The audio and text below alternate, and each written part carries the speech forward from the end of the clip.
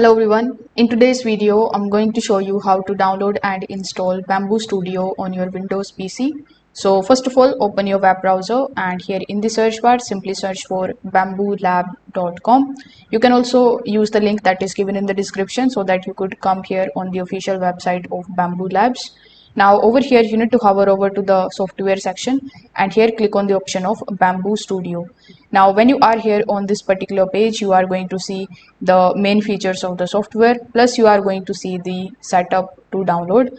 So over here you will be shown two different options for window, so you can click on any one of these. So this is the main Bambu Studio software, whereas this one is the beta version. So you are going to get some additional features into it, but those are the beta features. So you need to click on the Bambu Studio Win for downloading it in your Windows, and you need to make sure that it should be Windows 10 64-bit and above.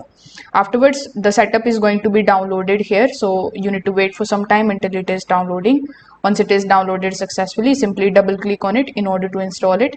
When the installation process starts and completes successfully, you can launch the software and the interface of it is going to look something like this. So that's how you can download and install the Bambu Studio on Windows. If this video helped you out, make sure that you like this video and subscribe to the channel. Thanks for watching.